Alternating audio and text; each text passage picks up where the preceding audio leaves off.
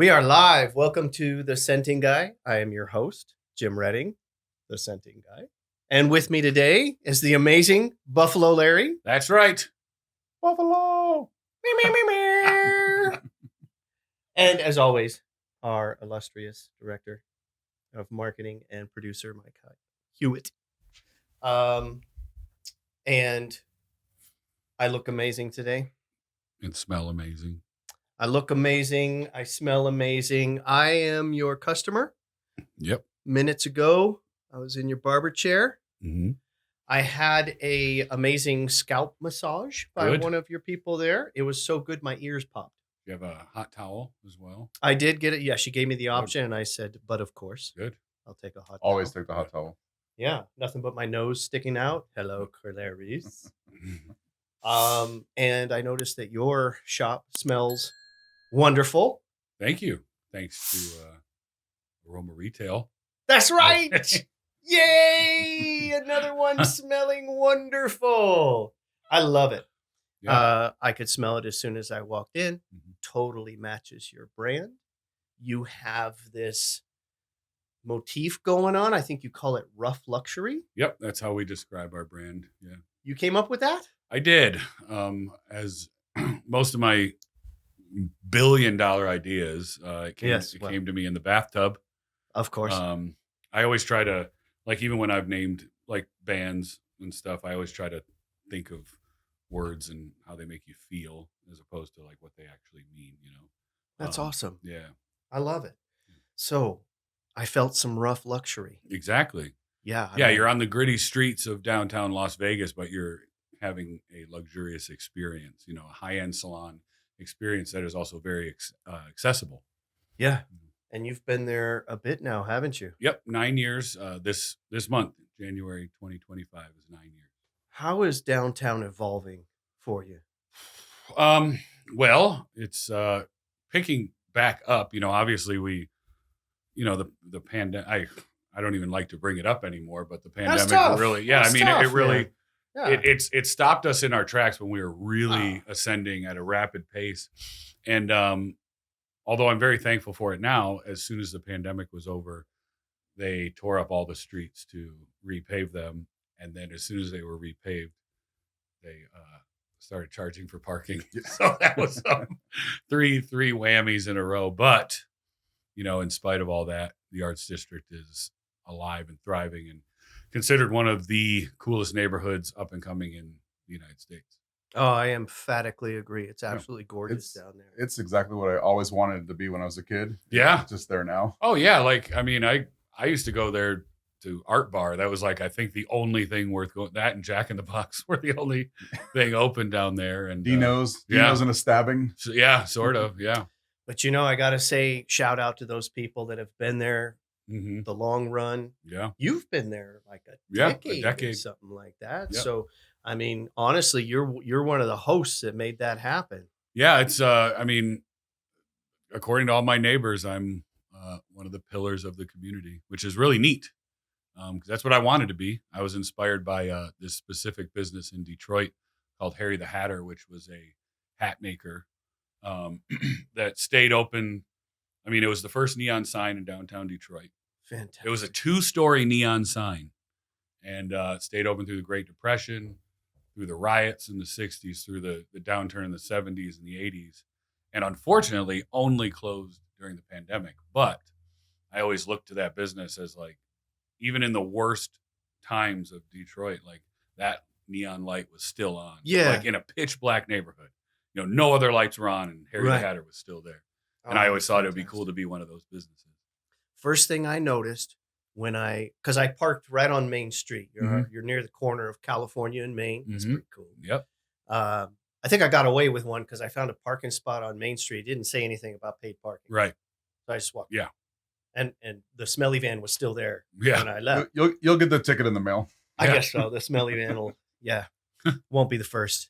First thing I noticed when I walked up to your shop is you've got a bench outside your shop. Mm-hmm. Had 4 people sitting on it. Yep. Just chatting. Yep. Loitering. And that's funny because I actually encourage loitering. I do not mind if people come Give in. some life to your storefront, right? Yeah. Oh, and yeah, I put that bench there for a reason. Like You put that bench there because it's on the sidewalk. Yes, I didn't ask permission to put it there either. Like, I mean, and we drilled into the concrete and everything. Yeah, you did. Yeah.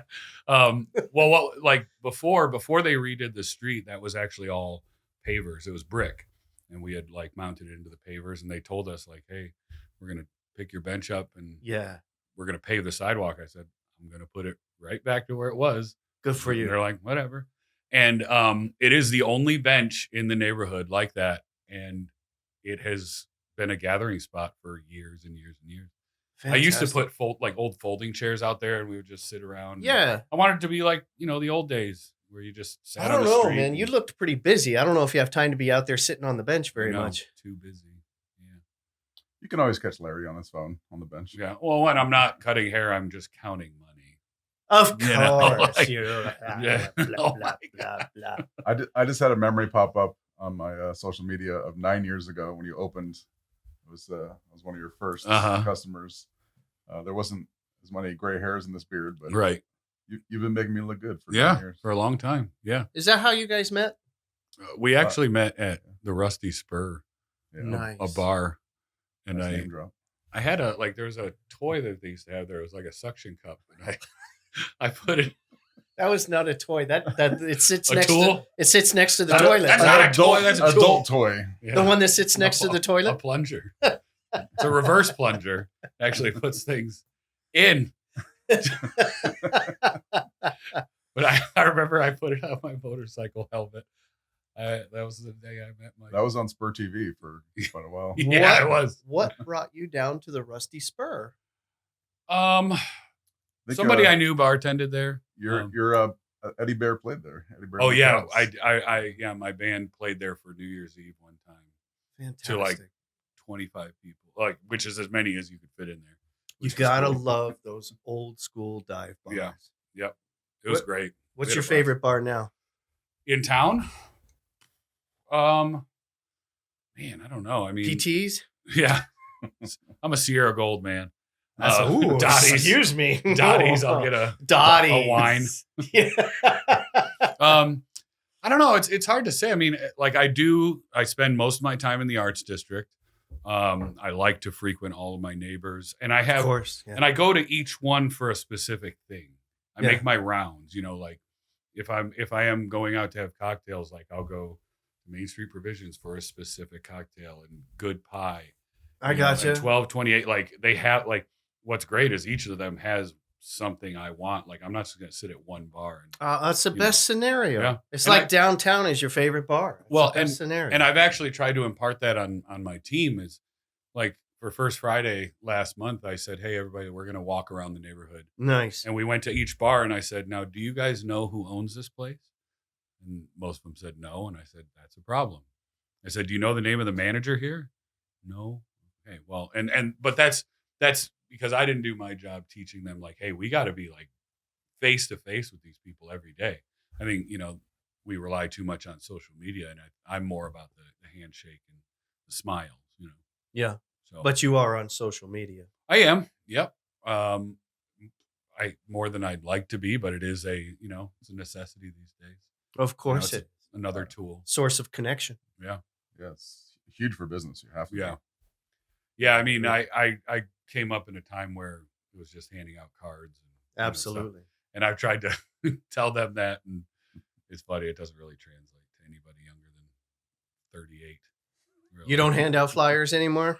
I get them cards printed, and they just, people don't really want it. There's a comedian. There's a comedian who says handing somebody a business card is like saying hey, will you throw this out for me? Got too many of Here, them. you throw this out. That's what it is.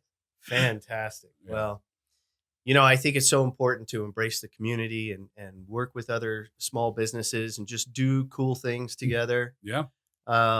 Mike, you've put together, I believe it's going to be our third or fourth big event that we do with local small businesses.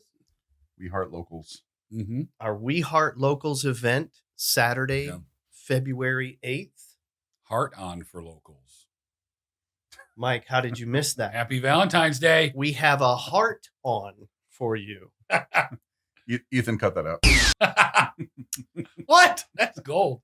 We're going to have some amazing businesses here. You're going to be here. I am. And this will be your third time here? So Yep. You're a founder. I am. Yeah, I'm a pillar the of first one. The We Love Locals Hearts. We Heart Locals. Same thing. You are a pillar. Thanks. How has it worked out for you?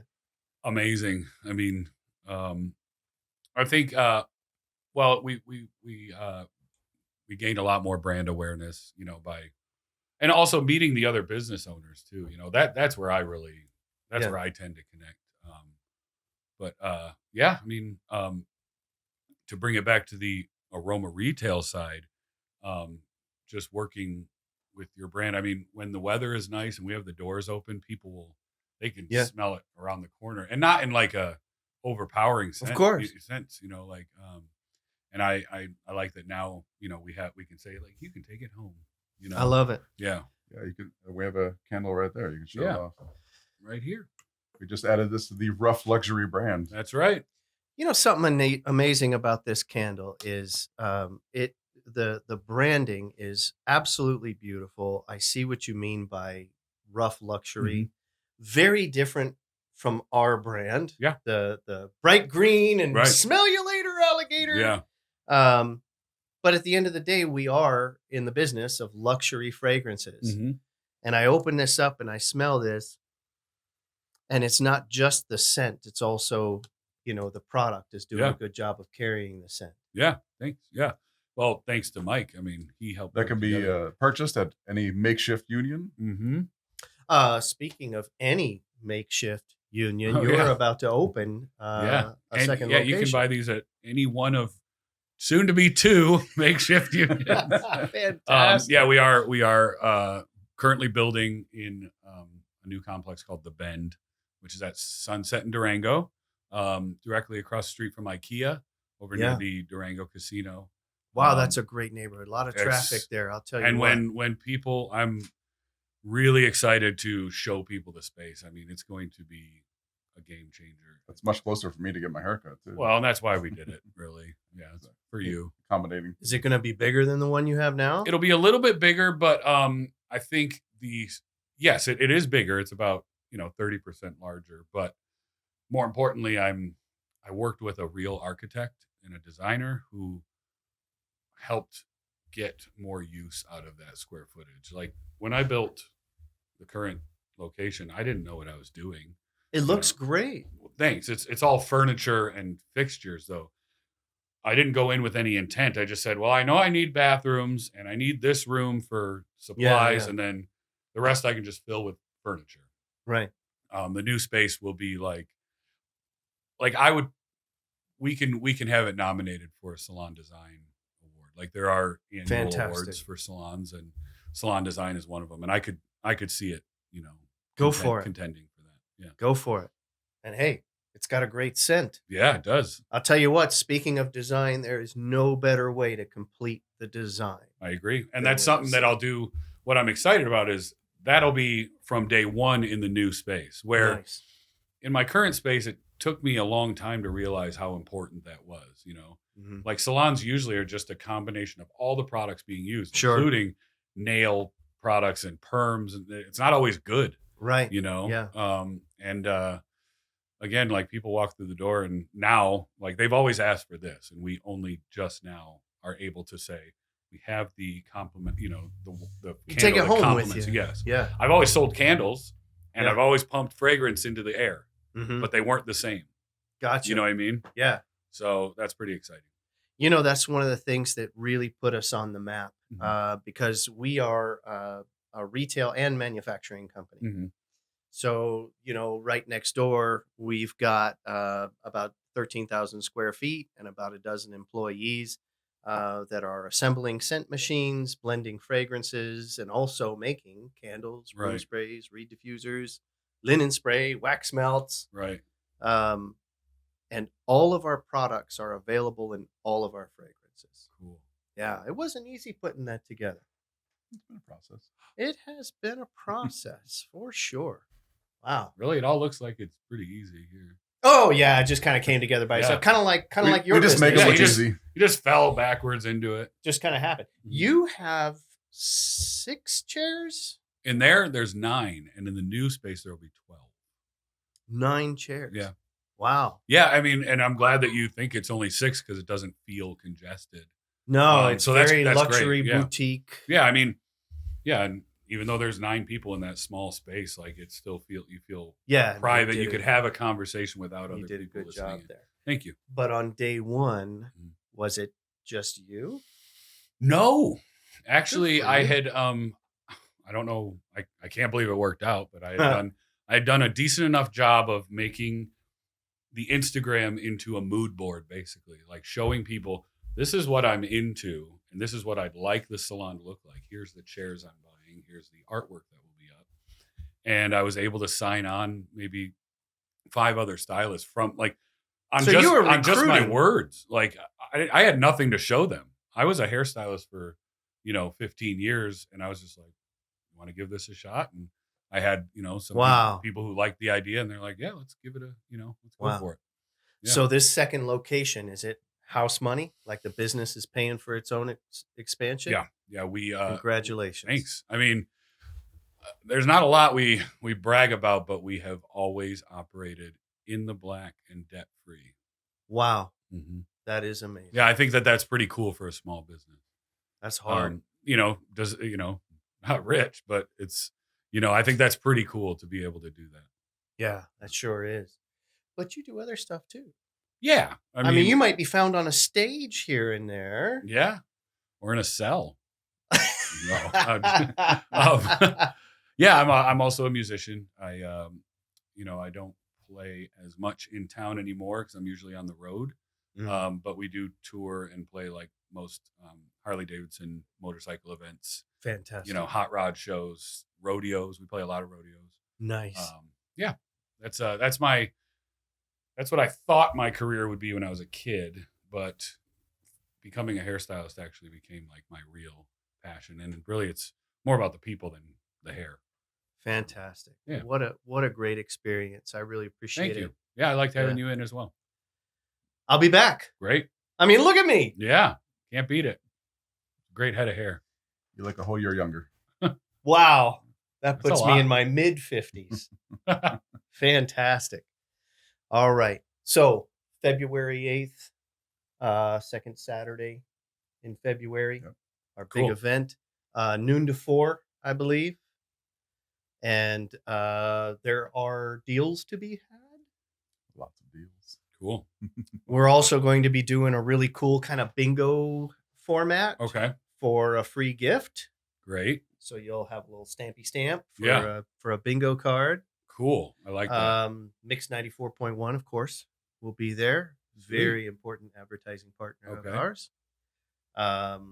Also, the amazing Cajun food truck. Yeah. What's the name of that one again? Ragin' Cajun. Ragin' Cajun. Some good Creole food. It's crazy good. Did you get to have some last time? I did not. That's scary. I'll tell you what, this time spicy. No, I'm just kidding. I'm going to come cover your booth so you can go have some Ragin' Cajun. Okay, cool. All right. A po' boy. That's a po' boy? Yeah. Okay. Yeah. He's more of a gumbo guy. Oh, I do love gumbo. Gator gumbo. And I'll be at your booth just, cutting hair. Yeah. See how it goes. Oh, are we cutting hair this time? I don't know. Oh. Is that a license? I don't care about that. Yeah. I don't care about laws. Just hurry up so you can come fix rules and laws. Right. Yeah. Well, really appreciate you also as a customer. I got to tell you, just being there, it's so great to go to businesses that are using our products to scent their space. It's such an honor. I am deeply humbled by the literal tens of thousands of businesses that are using our products to scent their space. It is deeply humbling. It's awesome because of what a profound impact it has on the space and the experience. And so I just really appreciate it. Thank you. We appreciate it too. Make sure you check out Makeshift Union downtown. That's .com. Right. MakeshiftUnion.com. Yep.